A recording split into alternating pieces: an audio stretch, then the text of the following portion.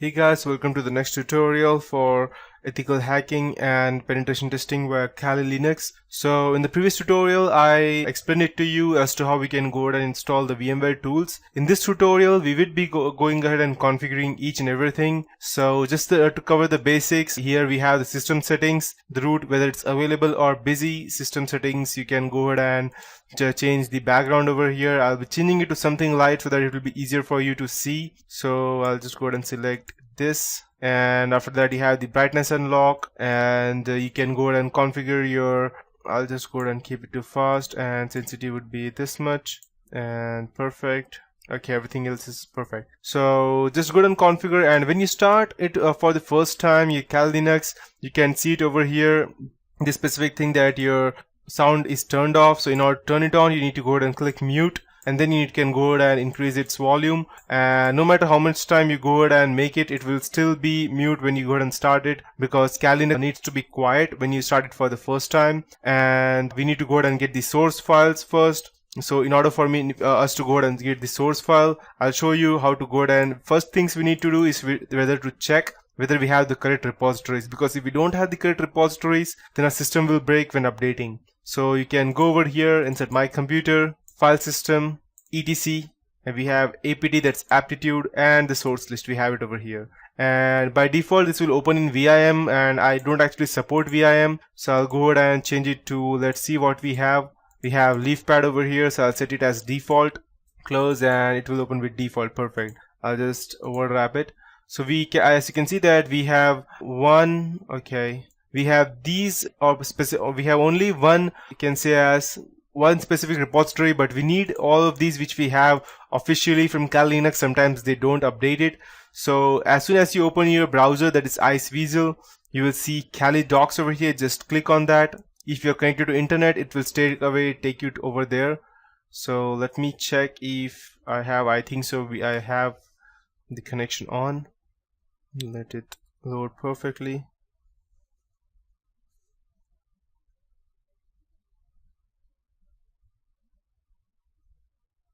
Okay, so once you have it over, you can see Kali source list repositories. Just click over here. So as you can see that we have 3 repositories over here. One for the regular repositories, that means the updates. One are the source repositories, that means any extra installation that you need other than the operating system that has in its default, you will get it over here. And these are the bleeding edge. You won't need the bleeding edge unless you are a developer.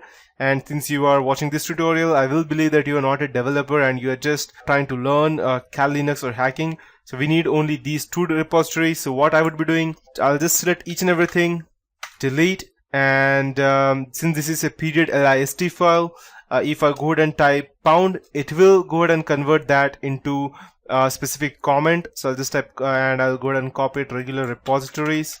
I'll paste it over here, and I'll go ahead and copy these 2 repository links, and I'll paste it, and then I'll type source repositories, and I will go ahead and copy everything from over here, and I'll paste it. Perfect. And just one thing, most of these people out there don't know about this. Just in case you want to speed up your updating process, just go ahead and convert this HTTP to REPO. I can just go ahead and copy the same and paste it over here and save it. And when you go ahead and try to update, you will get much better speed, because it will go ahead and try to get its latest network mirror than directly downloading from the source web server. So once we have it, I'll just close, open this terminal, and since we need to go ahead and update, we don't need to type. If you are a Linux user previously, you might be wondering that you need to type sudo, that means super user do, every time to go ahead and get a root access. But as you can see, we have already the root access over here, root@Kali, so we don't need to type sudo every time. We can straight away type whatever we want and it will directly run through root. So I need to go ahead and get the update, so I'll just type apt-get space update.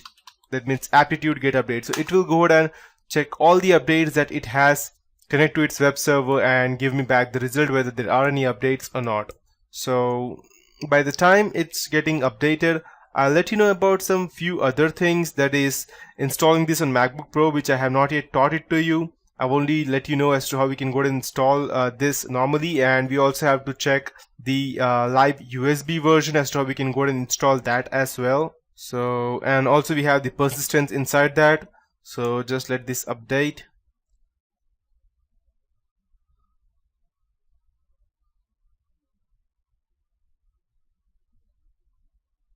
And just remember that unlike Windows, over here we cannot install multiple things at one time. We need to install one at a time so that its source does not break, else it will break. That's the reason. So just let it complete.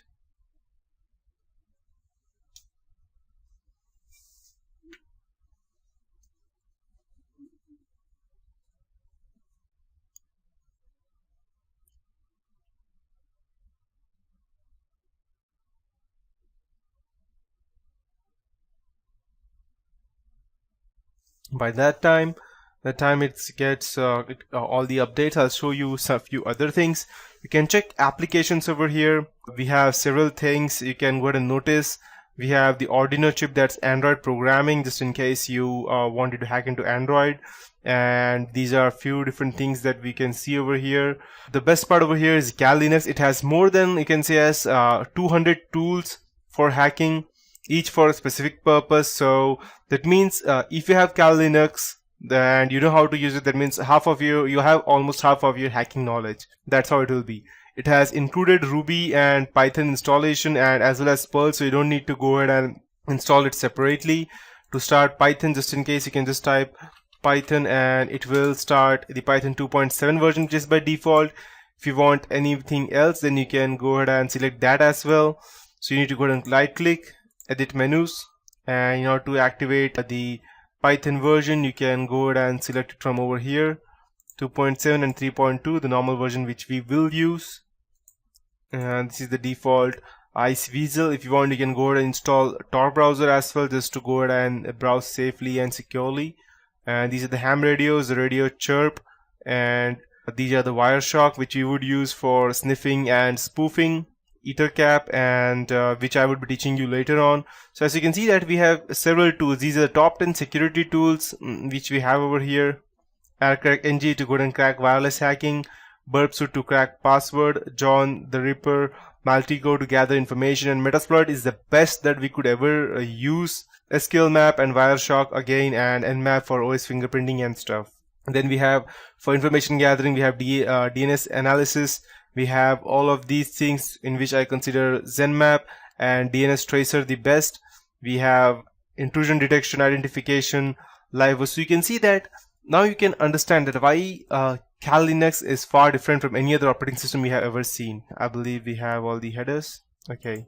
So this is one of the reasons that it has n number of tools, or you can say it has all the tools that any person can need to go ahead and do anything. Routing analysis, vulnerability, web application, passwords, be it anything from social engineering to exploitation, it has everything. So as you can see, coming back to our updates, it has checked all the updates, and let's check if we have any upgrades. That means any updates. So I can go and apt get upgrade. We have 433 MB of updates that we need, which I would not be updating as of now. Or if you want, you can also go and type distribution update upgrade. And okay, we have a total of 730 MB of files, which will update each and everything. And I won't be installing that because it will take a very long time. So no.